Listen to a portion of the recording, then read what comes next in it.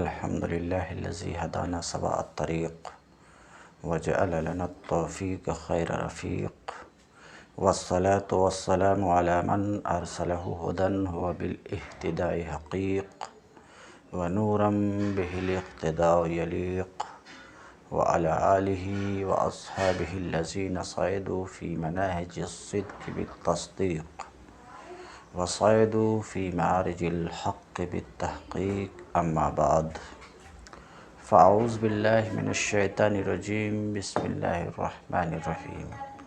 رب اشرح لي صدري ويسر لي أمري واحلل عقدة من لساني يفقهوا قولي. باب العلم انواریہ ایجوکیشنل سوسائٹی و جامعہ انواریہ حیدرآباد انڈیا کے زیر اہتمام شرح تہذیب کا درس بفضلہ تعالیٰ قسط وار جاری ہے۔ آج کا درس ترتیب اجناس سے و ترتیب انواع سے شروع ہوتا ہے۔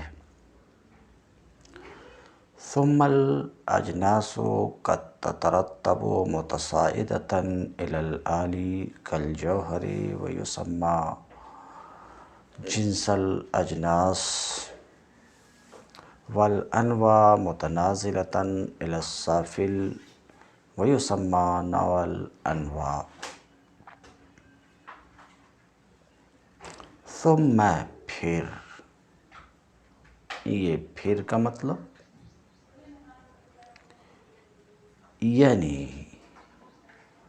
پہلے مصنف نے جنس کی تعریف پیش کی، اس کے بعد جنس کی تقسیم کی قریب اور بعید کی طرف، اور تقسیم کر کے اشارہ کر دیا کہ ایک ماہیت کے لیے کئی جنسیں ہو سکتی ہیں۔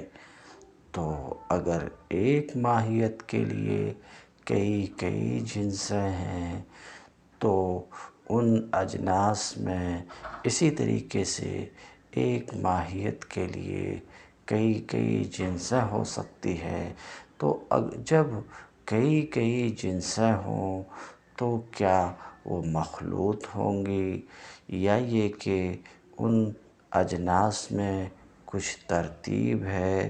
تو بتا رہے ہیں کہ اجناس میں ترتیب ہے۔ ایک ماہیت کے لیے کئی جنسیں ہوں تو ان اجناس میں وہ اجناس ترتیب وار ہیں، کوئی نیچے ہوں گی، کوئی اوپر ہوں گی، کوئی ان سے اوپر ہوں گی، کوئی اس حد تک اوپر ہوں گی کہ اس کے اوپر کوئی اور جنس نہ ہوگی۔ تو اس بات کو مصنف کہتے ہیں ثم الاجناس قد تترتب متصاعدة إلى العالی۔ پھر اجناس میں کبھی ترتیب ہوتی ہے نیچے سے اوپر کی طرف، متصاعدة إلى العالی، جنسوں کی ترتیب نیچے سے اوپر کی طرف یعنی خاص سے عام کی طرف ہے۔ تو جنسوں کی ترتیب میں ترقی ہے۔ مثلاً پچھلے سبق میں بیان کر دیا کہ دیکھو ایک ماہیت انسان ہے اور اس کی جنس حیوان بھی ہے، جسم نامی بھی ہے، جسم مطلق بھی ہے، جوہر بھی ہے۔ تو اس ماہیت کے یہ اجناس ہیں۔ ان اجناس میں مناطقہ نے ان جنسوں کو ترتیب اس طریقے سے دیا کہ پہلے حیوان، اس کے اوپر جسم نامی، اس کے اوپر جسم مطلق، اس کے اوپر جوہر، اس کے اوپر کوئی اور نہیں۔ یہ ترتیب ہے۔ تو جنسوں کی ترتیب میں ترقی ہے، نیچے سے اوپر کی طرف جاتی ہے۔ برخلاف جنسوں کے انواع کی ترتیب میں تنزل ہے، اوپر سے نیچے کی طرف جنسوں کی ترتیب میں ترقی انواع کی ترتیب میں تنزلی کیوں ہے، اس پر ہم شرح میں گفتگو کریں گے۔ سر دست جنسوں کی یہ ترتیب ہے جو آپ نے سنا، اور نوعوں کی ترتیب اوپر سے نیچے کی طرف ہے۔ تو ترتیب کچھ اس طرح سے ہے، اس کی وجہ شرح میں دیکھیں گے۔ پھر اجناس کبھی مترتب ہوتی ہیں، متصاعدہ چڑھتے ہوئے، یعنی نیچے سے اوپر کی طرف جنسوں میں ترتیب جاری ہوتی ہے، نیچے سے اوپر اعلی کی طرف، سافل سے اعلی کی طرف جنس اعلی جیسے کہ جوہر، اور جنس اعلی جو جوہر ہے اس کا نام جنس الاجناس بھی رکھا جاتا ہے۔ والانواع متنازلہ، اور انواع میں ترتیب جاری ہوتی ہے سافل کی طرف، اوپر سے نیچے کی طرف، اور نوع سافل کو نوع الانواع بھی کہا جاتا ہے۔ قولہ تترتب متصاعدہ، مصنف کا قول تترتب متصاعدہ، جنسوں میں جنسوں کی ترتیب ہوتی ہے نیچے سے اوپر کی طرف، جنسوں میں ترتیب چلتی ہے نیچے سے اوپر کی طرف۔ تو مصنف نے کیا کہا؟ متصاعدہ، چڑھتے ہوئے، اوپر جاتے ہوئے، ترقی کرتے ہوئے۔ تو اجناس میں متصاعدہ کہا مصنف نے، اور انواع میں متنازلہ کہا، جس کو میں بیان کیا کہ جنسوں کی ترتیب، اجناس کی ترتیب نیچے سے اوپر کی طرف ہے، یعنی ترقی ہے یہاں، اور انواع کی ترتیب اوپر سے نیچے کی طرف ہے، یعنی تنزلی ہے۔ کیوں؟ وجہ کیا ہے؟ ایک کی ترتیب نیچے سے اوپر کی طرف، دوسرے کی ترتیب اوپر سے نیچے کی طرف، کہتے ہیں اس لیے کہ ترتیب انواع اور اجناس میں یہ شے کی طرف صحت اضافت کے اعتبار سے ہے، اور نوع کی اضافت شے کی طرف اس بات کا تقاضا کرتی ہے، اس بات کو چاہتی ہے کہ نوع شے کے نیچے ہو۔ اسی وجہ سے نوع کی ترتیب اوپر سے نیچے کی طرف ہوتی ہے، اور جنس کی اضافت شے کی طرف۔ ایک کو مثال رکھ لو، مثال کے طور پہ سامنے میں رکھ لو، حیوان ایک جنس ہے، اس کی اضافت انسان کی طرف مثلاً، تو جنس کی اضافت شے کی طرف اس بات کو چاہتی ہے کہ جنس شے کے اوپر ہو، اس وجہ سے جنس کی ترتیب نیچے سے اوپر کی طرف ہوتی ہے۔ متصاعدہ، جنس کی ترتیب نیچے سے اوپر کی طرف ہوتی ہے، بیں طور کہ جنس کی ترتیب میں ترقی ہوتی ہے خاص سے عام کی طرف۔ آپ دیکھ لیجئے، جنس اجناس، حیوان، جسم نامی، جسم مطلق، جوہر، یہ اجناس ہیں۔ ان اجناس میں حیوان خاص ہے جسم نامی سے، جسم نامی خاص ہے جسم مطلق سے، جسم مطلق خاص ہے جوہر سے، تو یہاں ترتیب خاص سے عام کی طرف ہے۔ وَذَلِكَ لِأَنَّ جِنْسَ الْجِنْس عام من الجنس، اور ترقی خاص سے عام کی طرف ہوتی ہے جنس میں، یہ بات ثابت ہے، اس لیے کہ جنس کی جنس یہ جنس سے عام ہوتی ہے، جنس کی جنس جنس سے عام ہوتی۔ مثال کے طور پہ حیوان جنس ہے، اس کے نیچے کوئی اور جنس نہیں ہے، بلکہ اس کے نیچے انواع انسان، فرس وغیرہ ہیں، تو ان انواع کا اجناس ہونا ممتنع ہے۔ تو حیوان جنس ہے اور جسم نامی اس کی جنس ہے، حیوان کی جنس ہے اور حیوان سے عام ہے، تو جسم نامی جنس الجنس ہوئی۔ اور جسم نامی کے اوپر جسم مطلق ہے، وہ جنس لہ جسم مطلق ہے، جسم مطلق جسم نامی کی جنس ہے، اور یہ جسم مطلق جسم نامی سے عام ہے۔ اس کے اوپر جسم مطلق کے اوپر جوہر ہے، جو جسم یعنی جسم مطلق کی جنس ہے، اور اس کو جوہر کو جنس الاجناس بھی کہا جاتا ہے، کیونکہ جنسیت شے کو جو عارض ہوتی ہے عموم کے اعتبار سے، فما یکون اعم من الکل، تو وہ جنس جو سب سے عام ہوگی، وہ جنس جو سب سے عام ہے، اسے جنس الاجناس کہا جائے گا، کہا جاتا ہے، صفت جنسیت کے کمال کی وجہ سے، اور وہ جنس عالی ہے، اسی وجہ سے اس کو اس نام سے موصوف کیا جاتا ہے، برخلاف نوع الانواع کے، کیونکہ نوعیت خصوص کے اعتبار سے ہے، تو جس میں خصوصیت زیادہ ہوگی اس میں صفت نوعیت کامل طور پہ پائے جائے گی، تو وہ اس لائق ہے کہ اس کا نام نوع الانواع رکھا جائے۔ وہی نوع سافل ہے، اس لیے کہ وہ سب سے اخص ہے۔ یہ بات ثابت ہے اس لیے کہ جنس الجنس عام ہوتی ہے جنس سے، جیسے کہ جسم نامی عام ہے حیوان سے، اسی طریقے سے یہ ترتیب ایسے جنس تک، اس جنس تک جاتی ہے جس کے اوپر کوئی جنس نہیں ہے، اور جس کے اوپر کوئی جنس نہ ہو وہ جنس عالی ہے، اسی کو جنس الاجناس بھی کہا جاتا ہے، مثلاً جوہر۔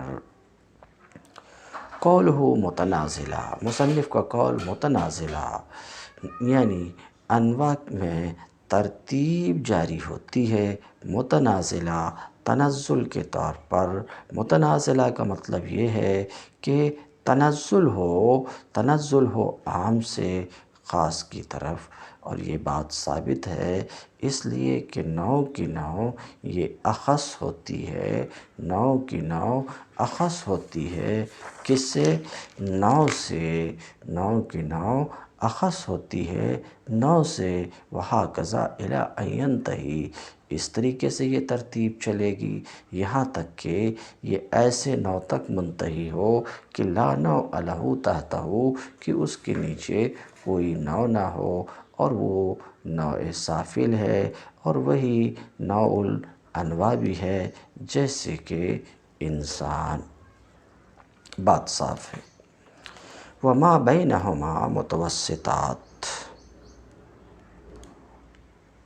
ایک بات، وما بینہما متوسطات، اور وہ جو ان دونوں کے درمیان ہیں، متوسطات ہیں، جو ان دونوں کے درمیان ہیں، متوسطات ہیں، ان دونوں کے درمیان، اے ما بین العالی والسافل، یعنی وہ اجناس و انواع جو عالی اور سافل کے درمیان میں ہے، انواع کے سلسلے میں اور اجناس کے سلسلے میں، ان کو متوسطات کہا جاتا ہے، ان کو متوسطات یعنی بیچ والی کہا جاتا ہے۔ فما بین الجنس العالی والجنس السافل اجناس متوسطہ، تو وہ اجناس جو جنس عالی اور جنس سافل کے درمیان ہیں، ان کو اجناس متوسطہ کہا جاتا ہے۔ تو وہ اجناس جو جنس عالی اور جنس سافل کے درمیان ہے وہ اجناس متوسطہ ہیں۔ آپ نے سن لیا کہ جنس عالی جیسے کہ جوہر، جنس سافل جیسے کہ حیوان، تو ان دونوں کے درمیان جو اجناس ہیں اور وہ کون ہے؟ جسم نامی ہے، جسم مطلق ہے، ان کو اجناس متوسطہ کہا جاتا۔ تو سب کو آپ نے پہچان لیا کہ جو سب سے نیچے ہے وہ جنس سافل ہے، مثلاً حیوان، جو سب سے اوپر ہے وہ جنس عالی ہے جیسے کہ جوہر، اور جو ان دونوں وہ اجناس جو ان دونوں کے بیچ میں ہے جیسے جسم نامی اور جسم مطلق، ان کو متوسطات کہا جاتا ہے۔ تو کہتے ہیں وہ اجناس جو جنس عالی اور جنس سافل کے درمیان ہیں وہ اجناس متوسطہ ہیں۔ وما بین النوع العالی والنوع السافل، اور وہ انواع جو نوع عالی اور نوع سافل کے درمیان ہیں وہ انواع متوسطہ ہیں۔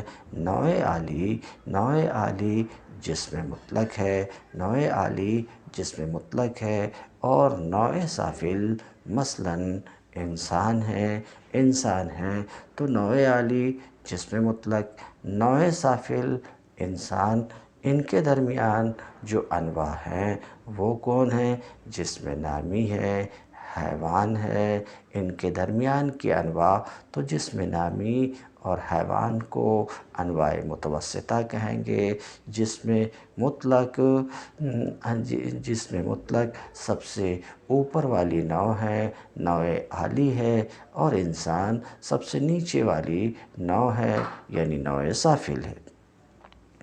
کہتے ہیں وما بین النوع العالی والنوع السافل، اور وہ انواع جو نوع عالی اور نوع سافل کے درمیان ہیں وہ انواع متوسطہ ہیں۔ ھذا ان رجع الضمیر الی مجرد العالی والسافل، شارح کہتے ہیں ابھی جو میں نے بیان کیا کہ وہ اجناس جو جنس عالی اور سافل کے درمیان ہیں وہ اجناس متوسطہ ہیں، وہ انواع جو نوع عالی اور نوع سافل کے درمیان ہے وہ انواع متوسطہ ہے۔ ابھی جو میں یہ بیان کیا مصنف کی عبارت کی شرح کی، یہ بیان اور شرح اس وقت درست ہے، اس وقت درست ہوگا ہمارا جب کہ وما بینہما میں ہا کی ضمیر کس کی طرف پلٹے؟ عالی اور سافل کی طرف پلٹے۔ تو اس ضمیر کا مرجع اگر عالی اور سافل ہے تو وہ معنی ہوگا جو اوپر میں نے بیان کیا، ایسا شارح کہتے ہیں۔ تو اگر ویسا ہو جیسا ہم بیان کیے کہ ضمیر کا مرجع کون ہے؟ عالی اور سافل، تو مصنف کی عبارت کا وہ معنی ہے جو آپ نے ابھی سنا، اور اگر ہما کی ضمیر عالی اور سافل کی طرف نہ پلٹے بلکہ ان عاد الی الجنس العالی والنوع السافل، اگر ہما کی ضمیر جنس عالی اور نوع سافل کی طرف پلٹے، ہما کی ضمیر کا مرجع جنس عالی اور نوع سافل ہو جو صراحتاً مذکور ہیں مصنف کی عبارت میں۔ کیوں؟ مصنف کی عبارت یہ ہے ثم الاجناس قد تترتب متصاعدة الى العالی اے الى الجنس العالی، اس کے بعد والانواع متنازلة الى السافل اے جنس السافل، تو عالی جنس کی صفت ہے اور سافل یہ نوع کی صفت ہے، تو صراحتاً جو یہاں پر مذکور ہیں وہ جنس عالی اور نوع سافل ہے۔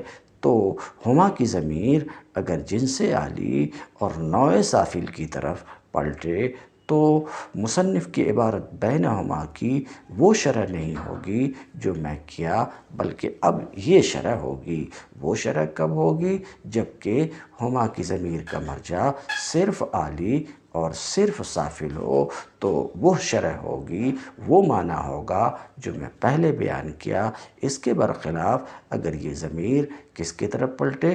جنس عالی اور نوع سافل کی طرف پلٹے یہ ضمیر، اس ضمیر کا مرجع جنس عالی اور نوع سافل ہو جو صراحتاً مذکور ہے، جس کو ابھی آپ نے دیکھا، تو کہتے ہیں وَإِنْ عَادَ إِلَى الْجِنْسِ، اگر ضمیر کا مرجع جنس عالی اور نوع سافل ہو جو صراحتاً مذکور ہے، کان المعنی، تو اب مصنف کی عبارت وما بینہما کا معنی یہ ہوگا کہ وہ جو جنس عالی اور نوع سافل کے درمیان ہیں وہ متوسطات ہیں، وہ جو جنس عالی اور نوع سافل کے درمیان ہے وہ کیا ہے؟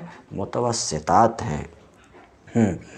تو جنس عالی اور نوع سافل کے درمیان جو ہیں وہ متوسطات ہیں۔ تو اب بات یہ ہے کہ جنس عالی اور نوع سافل کے درمیان جو متوسطات ہیں تو ایسا ہو سکتا ہے کہ جو ان دونوں کے درمیان ہو وہ جنس متوسط، نوع متوسط دونوں ہو۔ ایسا بھی ہو سکتا ہے کہ صرف جنس متوسط ہو، نوع متوسط نہ ہو۔ ایسا بھی ہو سکتا کہ صرف نوع متوسط ہو، جنس متوسط نہ ہو۔ تو کہتے ہیں اگر ضمیر کا مرجع جنس عالی اور نوع سافل ہو تو مصنف کی عبارت وما بینہما کا معنی یہ ہے کہ وہ جو جنس عالی اور نوع سافل کے درمیان ہیں وہ متوسطات ہیں۔ جنس عالی آپ دیکھ چکے ہیں کہ جوہر ہے، نوع سافل آپ سن چکے ہیں کہ نوع سافل میں مناطقہ انسان کو رکھتے ہیں۔ تو ان دونوں کے درمیان جو ہیں وہ متوسطات ہیں، ان دونوں کے درمیان جو ہیں متوسطات ہے، یا تو صرف جنس متوسط ہو یا صرف جنس متوسط ہو، جیسے کہ نوع عالی یعنی جسم مطلق کا حال یہ ہے کہ جسم مطلق یہ جنس متوسط ہے۔ جنس متوسط ہے، کیوں ہے جنس متوسط؟ اس لیے کہ اس کے اوپر جوہر ہے اور اس کے نیچے جوہر ہے جو جنس ہے، اس کے نیچے جسم نامی ہے وہ بھی جنس ہے۔ تو جسم مطلق دو جنسوں کے درمیان ہے، اس لیے جسم مطلق جنس متوسط ہے۔ تو ان کے درمیان جو ہو ایسا ہو سکتا ہے کہ صرف جنس متوسط ہو، جیسے کہ نوع عالی یعنی جسم مطلق، یا صرف نوع متوسط ہو، جنس عالی اور نوع سافل کے درمیان جو ہو صرف نوع متوسط ہو یعنی جنس متوسط نہ ہو، جیسے کہ حیوان یہ نوع متوسط ہے مگر جنس متوسط نہیں ہے۔ نوع متوسط کیوں ہے؟ اس لیے کہ یہ انسان اور جسم نامی کے درمیان ہے۔ انسان بھی نوع ہے اور جسم نامی بھی نوع ہے، نوع کی تعریف پیچھے گزر چکی۔ تو انسان بھی نوع اور جسم نامی بھی نوع، ان دونوں کے بیچ میں حیوان ہے تو یہ نوع متوسط ہے۔ حیوان نوع متوسط تو ہے مگر جنس متوسط نہیں ہے، کیوں؟ اس لیے کہ حیوان کے اوپر جسم نامی تو ہے مگر حیوان کے نیچے کوئی جنس نہیں ہے۔ حیوان کے نیچے انسان ہے اور انسان جنس نہیں ہے، تو حیوان یہ صرف نوع متوسط ہے، جنس متوسط نہیں ہے۔ تو مصنف کی عبارت وما بینہما میں ہا کی ضمیر کا مرجع اگر جنس عالی اور نوع سافل ہو تو معنی یہ ہوا کہ وہ جو جنس عالی اور نوع سافل کے درمیان ہیں وہ متوسطات ہیں، خواہ وہ صرف جنس متوسط ہو، نوع متوسط نہ ہو جیسے کہ جسم مطلق۔ ایسا بھی ہو سکتا کہ صرف نوع متوسط ہو، جنس متوسط نہ ہو جیسے کہ حیوان۔ یا صرف نوع متوسط ہو جیسے کہ جنس سافل یعنی حیوان، یا یہ کہ وہ جو ان دونوں کے درمیان ہے وہ جنس متوسط بھی ہو، نوع متوسط بھی ہو ایک ساتھ، جیسے کہ جسم نامی جنس متوسط بھی ہے اور نوع متوسط بھی ہے۔ جنس متوسط اس لیے ہے کہ اس کے اوپر جسم نامی کے اوپر جنس ہے اور وہ جسم ہے جسے جسم مطلق کہتے ہیں، اور اس کے نیچے بھی جنس ہے اور وہ حیوان ہے۔ تو حیوان اور جسم مطلق کے درمیان ہے تو یہ جنس متوسط ہے، تو جسم نامی جنس متوسط ہے۔ اسی طریقے سے جسم نامی نوع متوسط بھی ہے۔ نوع متوسط اس لیے ہے کہ اس کے اوپر ایک نوع ہے اور وہ جسم مطلق ہے جو نوع عالی ہے، اور اس کے نیچے بھی ایک نوع ہے اور وہ حیوان ہے۔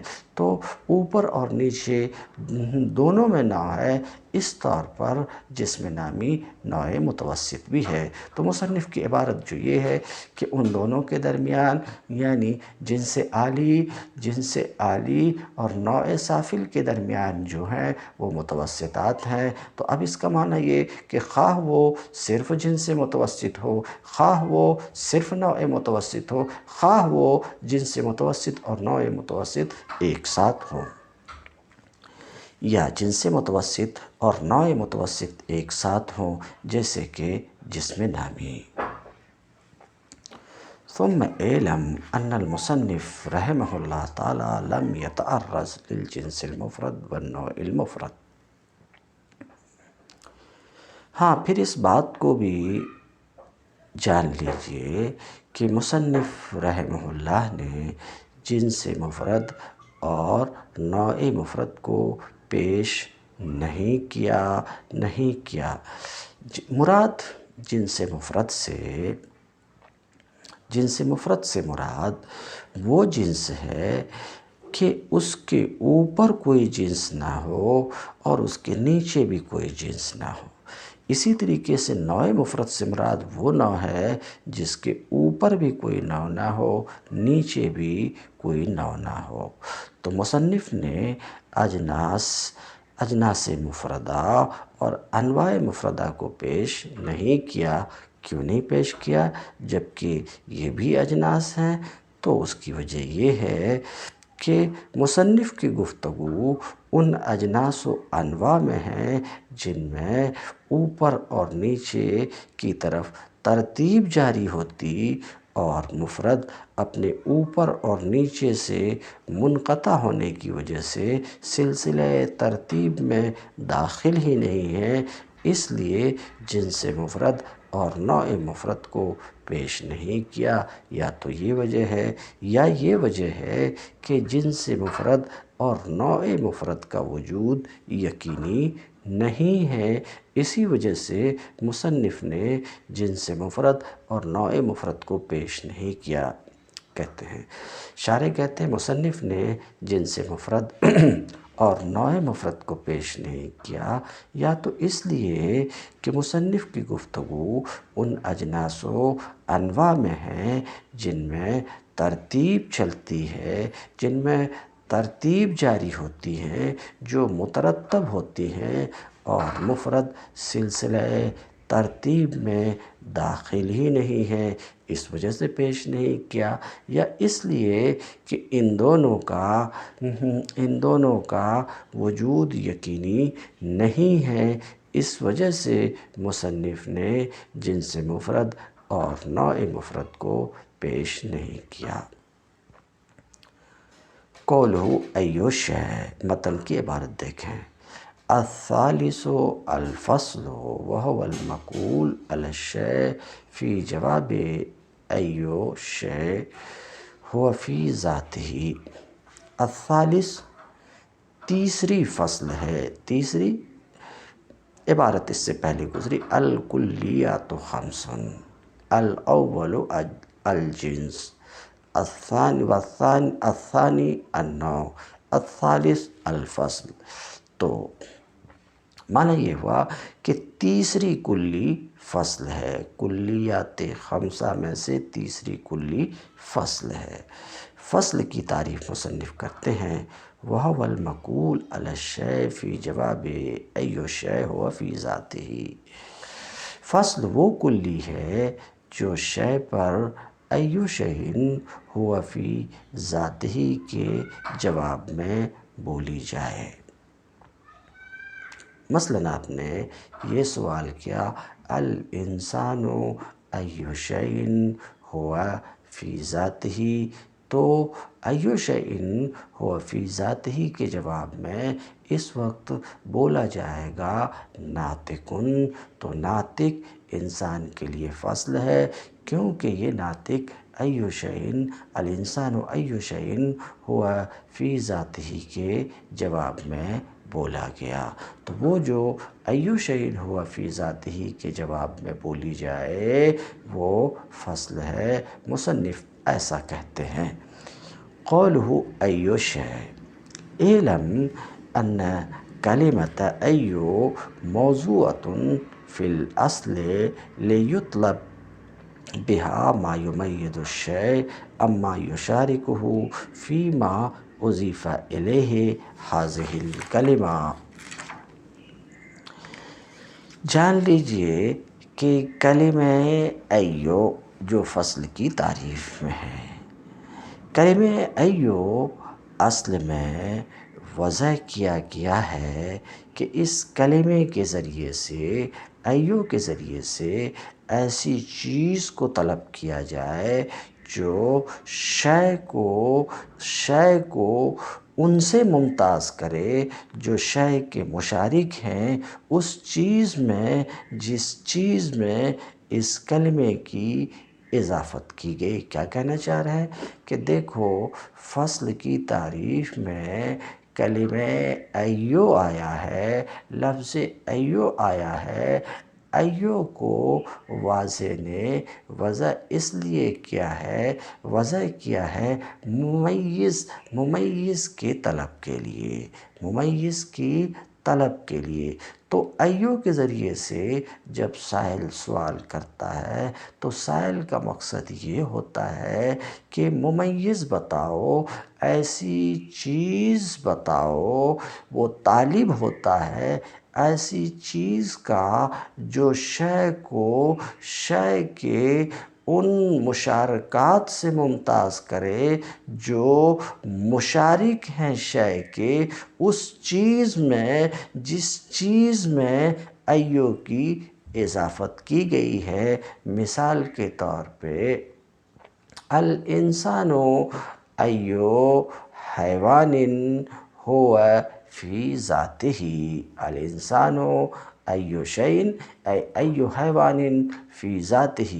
تو یہاں سوال ایو کے ذریعے سائل کر رہا ہے، تو سائل کا مقصد یہ ہے کہ ایسی چیز بتائی جائے جو انسان کے کلمہ ایو کے مضاف الیہ میں، کلمہ ایو کے مضاف الیہ میں جو مشارکات ہیں، آسان لفظ میں کہیں ایسی چیز بتائی جائے۔ سائل کا مقصد یہ ہے کہ ایسی چیز بتائی جائے جو انسان کو ایو کے مضاف الیہ میں انسان کے جس قدر شرکا ہیں ان سب سے ممتاز کر دے۔ تو ازرو اصل وضع کلمہ ایو طلب ممیز کے لیے ہے، ایسی چیز کی طلب کے لیے ہے جو شے کو یعنی ایو کے ذریعے سے جس کے بارے میں پوچھا جا رہا ہے اس کو ایو کے مضاف الیہ میں جس قدر شرکا ہیں ان تمام شرکا سے شے کو ممتاز کر دے۔ تو پوچھنے والے نے جب یہ سوال کیا الانسان ایو حیوان ہوا فی ذاتہ، ایو حیوان فی ذاتہ، تو اس کی غرض یہ ہے کہ ایسی چیز بتائی جائے جو انسان کے جس قدر بھی شرکا ہیں حیوانیت میں ان سب سے ممتاز کر دے، یہ اس کا مقصد ہے۔ تو جواب ناطق کے ذریعے سے ہوگا، کیونکہ ناطق انسان کو انسان کے جس قدر شرکا ہیں حیوانیت میں ان سب سے ممتاز کر دیتا ہے۔ نظر کیجیے، جاننا چاہیے کہ کلمہ ایو اصل میں وضع کیا گیا ہے ممیز کے طلب کے لیے، لیطلب بہا وضع کیا گیا کہ اس کے ذریعے سے، کلمہ ایو کے ذریعے سے طلب کیا جائے ایسی چیز کو جو چیز شے کو ممتاز کر دے ان سے، ان سب سے جو شے کے مشارک ہیں، جو شے کے شرکا ہیں، اس بات میں جس بات میں اس کلمے کی اس کی طرف اضافت کی گئی ہے۔ مثال کے طور پہ، مثلا اذا ابصرت شيئا من بعيد وتيقنت انه حيوان لكن ترددت في انه هل هو انسان او فرس او غیرهما تقول ای حیوان هذا۔ مثال کے طور پہ، دور سے ایک چیز کو آپ نے دیکھی، مثال کے طور پہ دور سے آپ نے ایک چیز دیکھی اور آپ کو یقین ہوا کہ وہ حیوان ہیں۔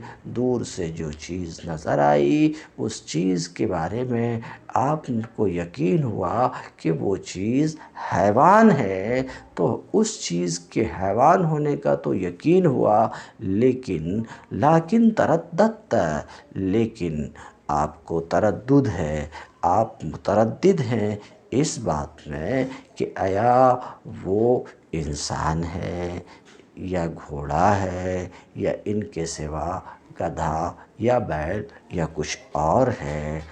تو حیوان ہونے کا تو آپ کو تیقن ہے، مگر حیوان کی کون سی قسم ہے اس میں تردد ہے۔ تو ایسے وقت میں آپ اس طرح سے ایو کے ذریعے سے سوال کرتے ہیں اور یوں سوال کرتے ہیں کہ ایو حیوان ھذا۔ تو آپ نے جب ایو حیوان ھذا سے سوال کیا تو ظاہر سی بات ہے آپ سائل کی غرض یہ ہے کہ ایسی چیز بتائی جائے جو پوچھی گئی چیز کو اس کے تمام شرکا فی الحیوانیت سے ممتاز کر دے۔ سائل کی غرض یہ ہے اور وہ فصل ہے، اس لیے جواب میں فصل بولی جائے گی۔ فیجاب عنہ، تو اس سوال کا جواب ایسی چیز کے ذریعے سے دیا جائے گا۔ تو اس سوال ایو حیوان ھذا کا جواب ایسی چیز کے ذریعے سے دیا جائے گا جو اسے خاص کر دے، جو اس کو ممتاز کر دے حیوان میں اس کے تمام مشارکات سے، جو ممتاز کر دے اس کو ان تمام شرکا سے، ان سب سے جو اس کے شرکا ہیں حیوان میں۔ اذا عرفت ھذا، جب آپ نے اس بات کو جان لیا، یعنی اس معنی کو جان لیا جس معنی کے لیے کلمہ ایو کو وضع کیا گیا ہے، جب آپ نے اس بات کو جان لیا، فنقول، تو اب ہم ایک دوسری بات، جب آپ نے اس بات کو جان لیا تو اب ہم کہتے ہیں کہ اذا قلنا الانسان ای شیء هو فی ذاتہ، جب ہم اس طریقے سے کہیں الانسان ای شیء هو فی ذاتہ، تو اس وقت کان المطلوب ذاتی من ذاتیات الانسان، تو جب ہم اس طرح سے سوال کریں الانسان ای شیء هو فی ذاتہ، تو ہمارا مطلوب کیا ہے؟ انسان کی ذاتیات میں سے ایک ذاتی اس سے پہلے گزر چکی، موٹے لفظ میں جانیے کہ نوع، جنس، فصل، یہ ہر ایک ذاتی ہے، یہ ذاتیات ہیں۔ نوع بھی ذاتی ہے، جنس بھی ذاتی ہے، فصل بھی ذاتی ہے۔ کس بنا پر؟ پیچھے اس کی تفصیل گزر چکی۔ تو جب ہم اس طریقے سے سوال کریں تو ہمارا مطلوب انسان کی ذاتیات میں سے ایسی ذاتی ہے جو ذاتی انسان کو ان سب سے ممتاز کر دے جو انسان کے مشارک ہیں شیعیت میں۔ یہ ہمارا مطلوب ہے۔ جب ہم نے اس طریقے سے سوال کیا تو ہمارا مطلب کیا ہے؟ انسان کی ذاتیات میں سے ایسی ذاتی جو انسان کو ممتاز کر دے، کس سے؟ ان سب سے جو انسان کے مشارک ہیں مضاف الیہ یہاں شے ہے، شیعیت میں۔ یہ ہمارا مطلوب ہے۔ جب یہ ہمارا مطلوب ہے تو ایسے وقت میں یصح ان یجاب، صحیح ہے یوں جواب دیا جانا حیوان ناطق۔ سوال یہ ہوا الانسان ای شیء ہوا فی ذاتہ، سائل کی غرض ایسی ذاتی جو انسان کو انسان کے ان تمام شرکاء سے ممتاز کرے جو شرکاء ہیں شیعیت میں۔ تو اب اس وقت یوں جواب دیا جانا بھی صحیح ہے حیوان ناطق۔ کیوں؟ کیونکہ جو مطلوب ہے اس مطلوب کو یہ جواب حاصل کرا دے رہا ہے۔ مطلوب ہے ایسی ذاتی جو انسان کو ممتاز کرے انسان کے ان تمام ساتھیوں سے جو اس کے ساتھی ہیں شیعیت میں اس کے ساتھی ان سے ممتاز کرے۔ اور جب جواب میں حیوان ناطق کہا تو حیوان ناطق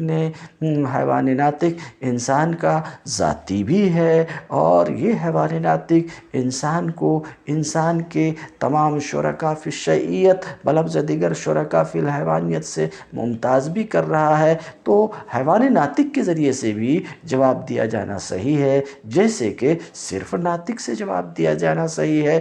کیوں؟ کیونکہ مطلوب ذاتی ہے، ناطق بھی ذاتی ہے۔ مطلوب ایسا ممیز ہے جو انسان کو انسان کے تمام شرکاء فی الشیعیت سے ممتاز کرے، اور یہ کام ناطق کر رہا ہے۔ تو اس سوال کے جواب میں جس طریقے سے ناطق بولا جانا صحیح ہے، ایسے ہی اس سوال کے جواب میں حیوان ناطق بھی بولا جانا صحیح ہے۔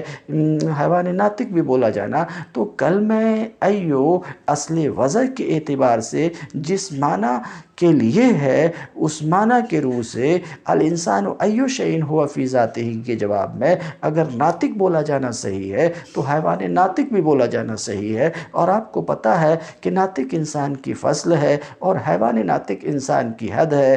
اگر ایسا ہے پھر تو لازم آئے گا ایو کے جواب میں حد کا وقوع صحیح ہو، ایو کے جواب میں حد کا وقوع صحیح ہو، یہ لازم آئے گا۔ تو یہاں پر دو خرابی، ایک تو یہ کہ ما سبق میں یہ بات واضح کی گئی کہ حد صرف ما ہوا کے جواب میں بولی جاتی ہے، تو ما سبق کی یہ بات درست نہیں رہتی۔ اور دوسری بات یہ کہ فصل کی تعریف مانے نہیں رہے گی کہ فصل کی تعریف میں حد داخل ہو جائے گی۔ یہ کچھ شارح کہنا چاہتے ہیں، کہتے ہیں جب آپ نے اس کو جان لیا، یعنی اس معنی کو جان لیا جس کے لیے کلمہ ایو کو وضع کیا گیا ہے، تو ہم کہتے ہیں کہ جب ہم الانسان ایو شیء ہوا فی ذاتہ کہتے ہیں تو ہمارا مطلوب انسان کی ذاتیات میں سے ایسی ذاتی ہے جو انسان کو ان سب سے ممتاز کر دے جو انسان کے مشارک ہیں شیعیت میں۔ تو اس وقت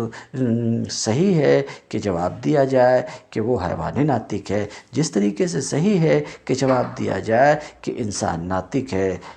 جب یہ صحیح ہے تو ایسی صورت میں لازم آئے گا حد کے وقوع کا صحیح ہونا ایو شیء کے جواب میں ولم یقل بہ احد، اور کوئی بھی اس بات کا قائل نہیں ہے، بلکہ حد کے ذریعے سے تو جواب اسی وقت دیا جائے گا جب نوع کے بارے میں سوال ہو، مثلا یہ سوال ہو الانسان ما ہوا، نوع کے بارے میں ما ہوا سے سوال ہو، تبھی حد واقع ہوگی، جیسا کہ پیچھے یہ بات گزر چکی ہے۔ تو حد کے وقوع کی صحت، حد کے وقوع کی صحت لازم آئے گی ایو شیء ہوا فی ذاتہ کے جواب میں، و ایضاً نیز لازم آئے گا، کیا لازم آئے گا؟ نیز لازم آئے گا وَأَيْضًا يَلْزَمُ أَنْ لَا يَكُونَ تعریف الفصل مانعًا، نیز لازم آئے گا کہ فصل کی تعریف مانع نہ ہو، کیونکہ یہ تعریف حد پر بھی صادق آ رہی ہے، کیونکہ حیوان ناطق کا مجموع یہ حد ہے۔ اس وقت صادق آئے گا، صادق آ رہا ہے کہ یہ شے پر ایو شیء ہو فی ذاتہ کے جواب میں بولی جا رہی، حالانکہ حد فصل نہیں ہے، اس لیے کہ یہ حد تو مرکب ہے فصل اور جنس سے، اور وہ جو شے اور دوسری چیز سے مرکب ہو وہ اس شے کے مغائر ہوا کرتی ہے۔ نیز کلیات خمسہ کلیہ مفرد کی قسم ہے، مرکب کی قسم نہیں ہے، حالانکہ حد مرکب ہے تو خارج عن الخمسہ جو پانچ سے خمسہ پانچ قسموں سے خارج ہے، تو یہاں پر گویا کہ دو اعتراض ہو گیا، ایک خلط ہوا اور دوسرے یہ کہ فصل کی تعریف حد سے مانع نہیں ہے۔ نیز لازم آئے گا کہ فصل کی تعریف مانع نہ ہو، کیوں؟ اس لیے کہ یہ حد پر بھی صادق آ رہی، ھذا مما استشکلہ الامام الرازی۔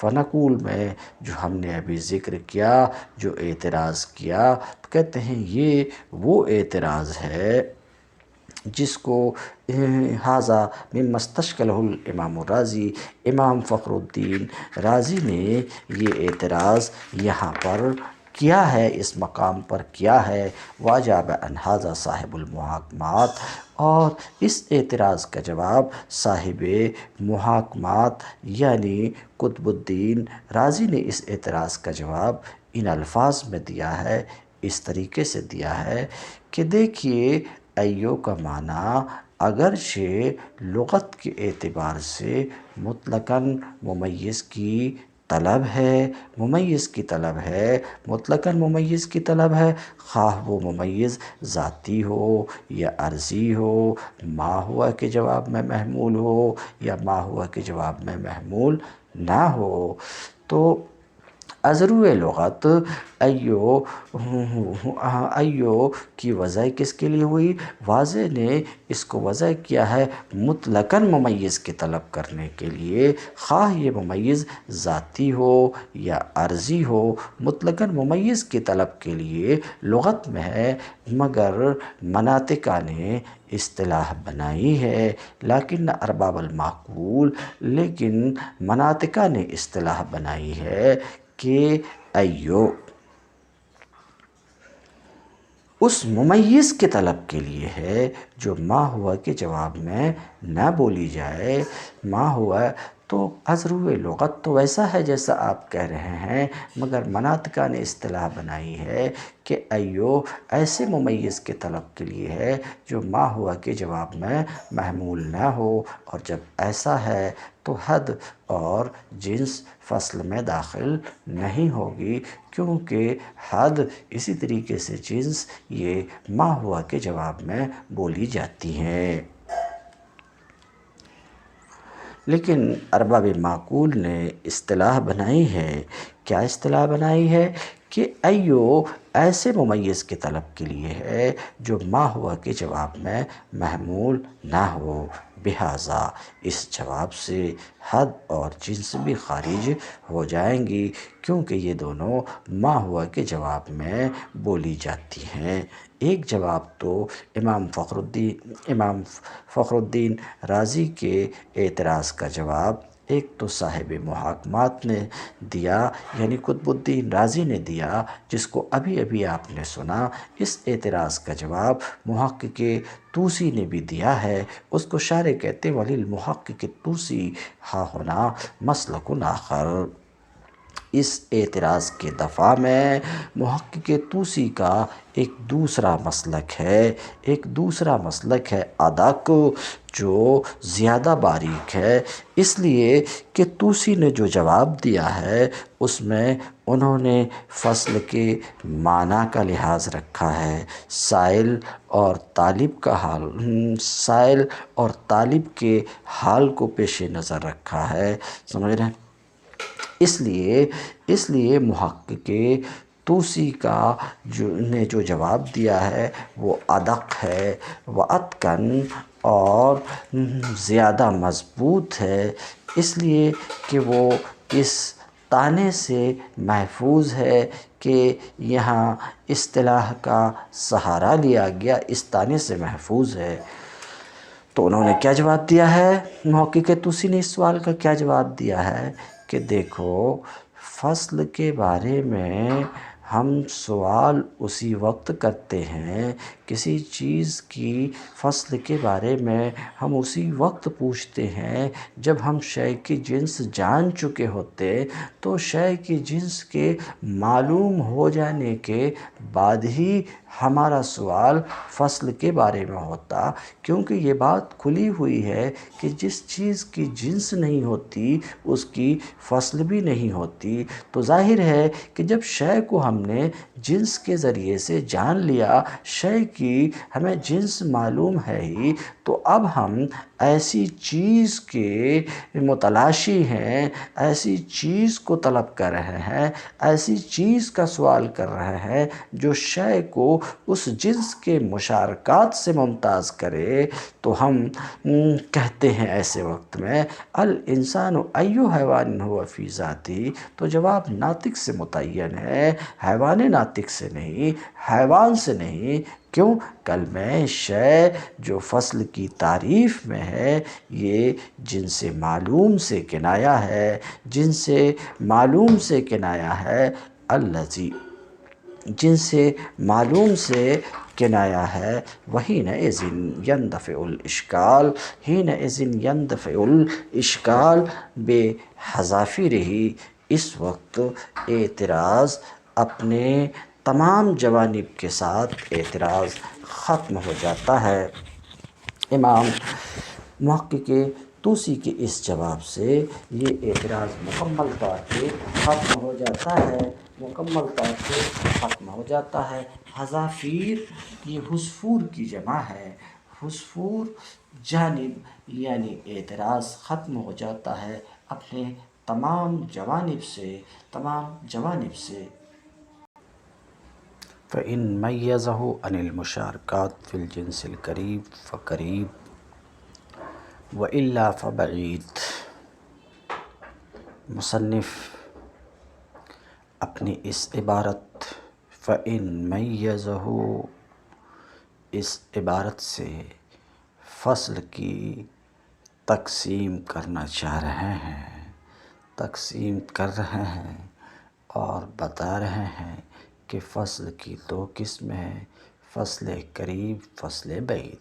یہ جو فصل کی تقسیم ہے، فصل کی تعریف کے بعد، یعنی ما سبق میں فصل کی تعریف کر چکے اور بتا چکے کہ فصل وہ کلی ہے جو ایو شیء ہو فی ذاتہ کے جواب میں کسی شے پر بولی جائے۔ تو تعریف کے بعد اب تقسیم کر رہے ہیں اور کہہ رہے ہیں فَإِن مَيَّزَهُ عَنِ الْمُشَارَكَاتِ فِي الْجِنْسِ الْقَرِيبِ فَقَرِيبٌ، یعنی تقسیم کرتے ہوئے بتا رہے ہیں کہ فصل کی دو قسمیں ہیں، فصل قریب اور فصل بعید۔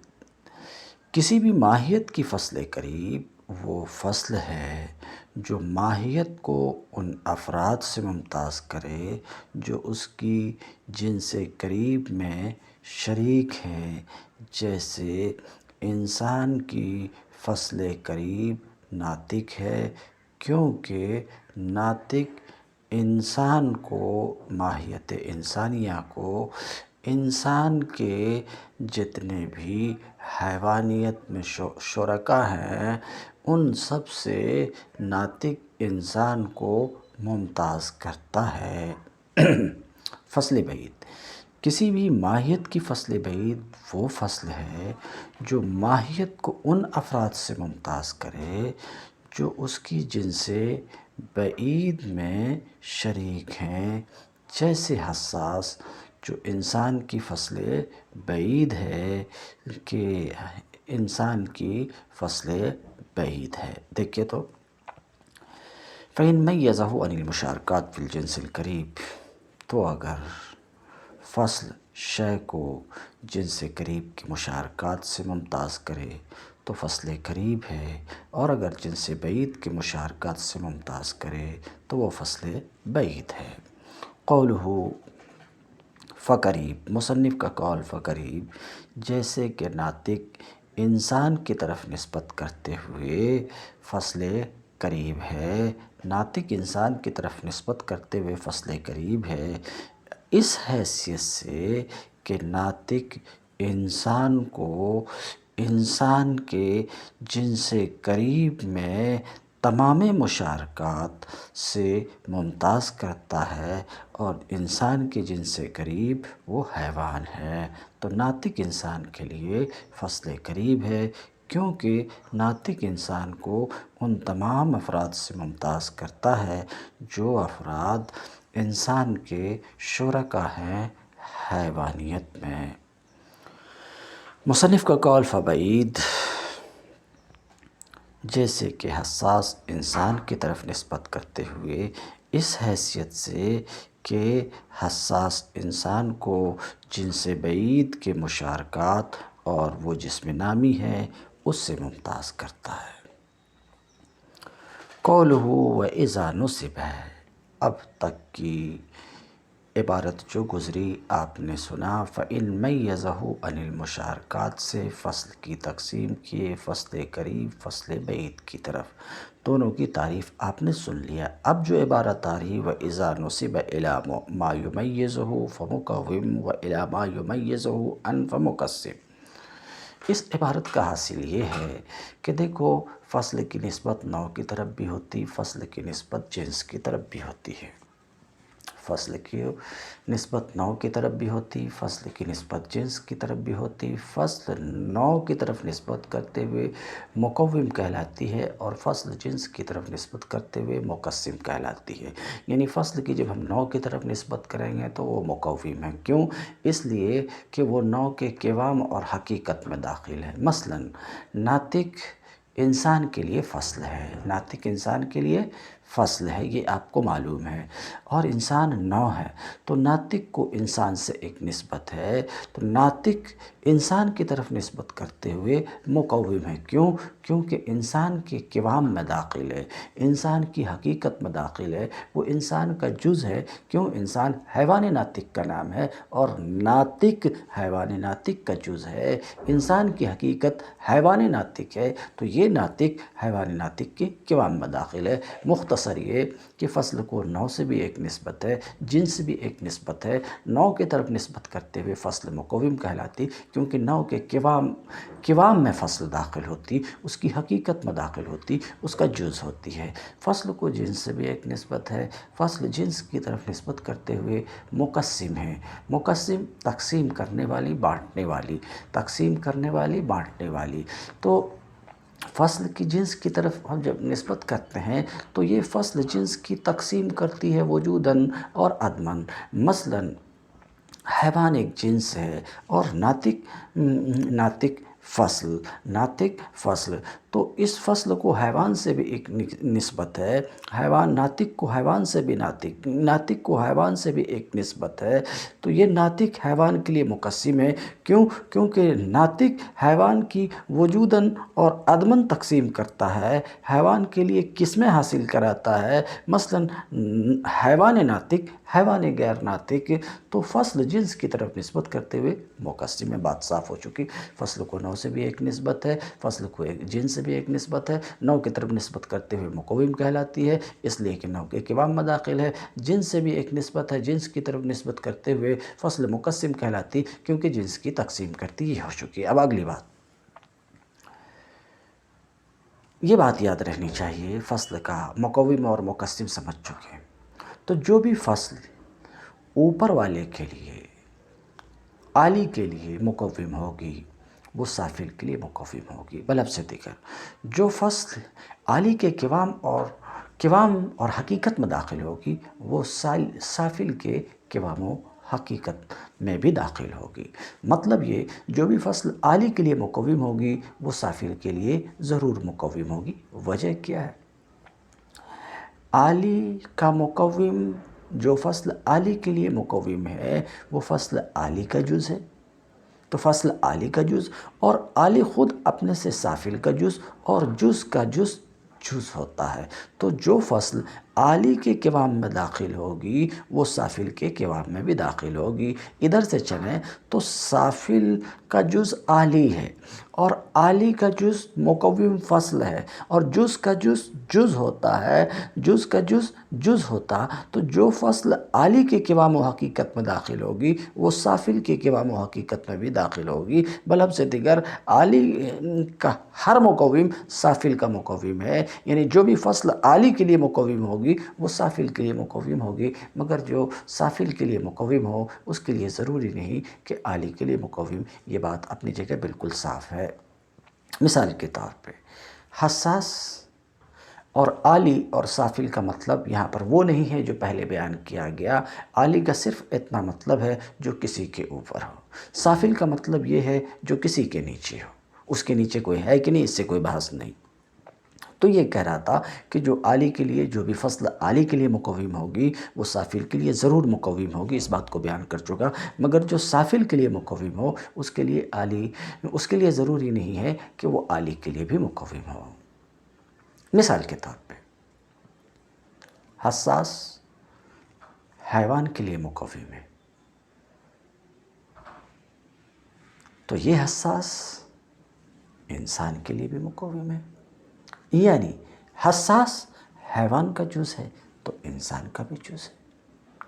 تو جو بھی فصل آلی کا مقوم ہوگی سافل کا مقوم ہوگی، مگر جو سافل کا مقوم ہو اس کے لیے ضروری نہیں کہ آلی کا مقوم ہو۔ مثال کے طور پہ ناطق انسان کا مقوم ہے مگر حیوان کا مقوم نہیں ہے۔ یہ آپ نے مقوم کا حال سن لیا۔ مقسم کا حال مقوم کے برعکس، جو بھی فصل سافل کے لیے مقسم ہوگی وہ آلی کے لیے بھی مقسم ہوگی، مگر جو آلی کے لیے مقسم ہو اس کے لیے ضروری نہیں کہ سافل کے لیے مقسم ہو۔ تو کیا کہا میں، جو بھی فصل سافل کے لیے مقسم ہوگی، یعنی جو فصل سافل کی تقسیم کرے گی وہ آلی کی بھی تقسیم کرے گی۔ مثال کے طور پہ ناطق یہ فصل ہے، یہ سافل حیوان کی تقسیم کرتا ہے، حیوان ناطق حیوان غیر ناطق کی طرف، تو ناطق حیوان کے لیے مقسم ہے تو جسم نامی کے لیے بھی مقسم ہے، جسم نامی ناطق جسم نامی غیر ناطق، جسم کے لیے بھی جوہر کے لیے بھی۔ تو جو فصل سافل کے لیے مقسم ہوگی وہ آلی کے لیے بھی مقسم ہوگی، مگر جو آلی کے لیے مقسم ہو ضروری نہیں ہے کہ وہ سافل کے لیے بھی مقسم ہو۔ یہی باتیں ہیں، ذرا دیکھیے۔ وَإِذَا نُصِبَ فصل کو الفصل له نسبت إلى الماہیت التي هو مخصص و ممیز لها، فصل کو ایک نسبت ہے، فصل کی نسبت اس ماہیت کی طرف ہوتی ہے جس ماہیت کے لیے وہ مخصص اور ممیز ہے، یعنی فصل کی نوع کی طرف بھی نسبت ہوتی، فصل کو نوع سے بھی نسبت ہوتی، فصل کو اس ماہیت سے بھی نسبت ہوتی جس ماہیت کے لیے فصل مخصص و ممیز ہے، اور جنس سے بھی نسبت ہوتی ہے۔ الذی یمیز الماہیت ان من بین افرادہ، جس کے افراد کے مابین سے وہ ماہیت کو ممتاز کرتی ہے، تو وہ باعتبار اول مقوم کہلاتی ہے، اس لیے کہ ماہیت کا جز ہے، ماہیت کو حاصل کرانے والی ہے۔ باعتبار ثانی مقسم کہلاتی ہے، اس لیے کہ اس کے اس جنس کے ساتھ وجوداً ملنے کی وجہ سے وہ ایک قسم حاصل کراتی ہے، اور عدماً انضمام سے ایک دوسری قسم حاصل کراتی ہے، جیسا کہ آپ حیوان کی تقسیم میں دیکھیں گے، حیوان ناطق اور حیوان غیر ناطق کی طرف۔ ختم ہو چکی۔ والمقوم للآلی مقوم للسافل، مصنف کا قول والمقوم للآلی، المقوم میں جو الف لام ہے استغراق کے لیے ہے، ہر مقوم آلی یعنی کل فصل مقوم للآلی، ہر وہ فصل جو آلی کے لیے مقوم ہے وہ سافل کے لیے بھی مقوم ہے، اس لیے کہ آلی کا مقوم میں بیان کر چکا، اس لیے ترجمہ کر، اس لیے کہ آلی کا مقوم آلی کا جز ہے، اور علی خود سافل کا جز ہے، اور جز کا جز ہوتا تو علی کا مقوم سافل کا جز ہے۔ پھر یہ کہ یہ سافل کو ہر اس چیز سے ممتاز کرتا جس سے علی کو ممتاز کرتا، تو یہ اس کا جز ممیز ہے، اور یہی معنی مقوم کا ہے۔ یہ بات یاد رہنی چاہیے، آپ کو جانکاری رہنی چاہیے کہ یہاں پر جو علی ہے، یہاں پر علی سے مراد وہ علی نہیں ہے جس کا پیچھے ذکر ہوا۔ یہ بات آپ کے علم رہے کہ مراد علی سے یہاں پر ہر جنس یا نوع جو یکون فوق آخر، جو کسی کے اوپر ہو، چاہے اس کے اوپر کوئی ہو یا نہ ہو۔ اسی طریقے سے سافل سے یہاں پر پیچھے والا معنی مراد نہیں ہے، بلکہ سافل سے مراد کوئی بھی جنس یا نوع جو کسی دوسرے کے ماتحت ہو، چاہے اس کے نیچے کوئی ہو کہ نہ ہو، یہاں تک کہ جنس متوسط مثال کے طور پہ جسم نامی عالی ہے اپنے نیچے حیوان کو دیکھتے ہوئے، اور سافل ہے اپنے اوپر جسم مطلق کو دیکھتے ہوئے، اور اس کے برعکس نہیں ہے۔ بئی معنی کہ ہر مقوم سافل مقوم عالی نہیں ہے، کیونکہ ناطق یہ سافل جو انسان ہے اس کا مقوم ہے، مگر عالی جو حیوان ہے اس کا مقوم نہیں ہے۔ میں بیان کر چکا ہوں، ترجمہ کر رہا ہوں۔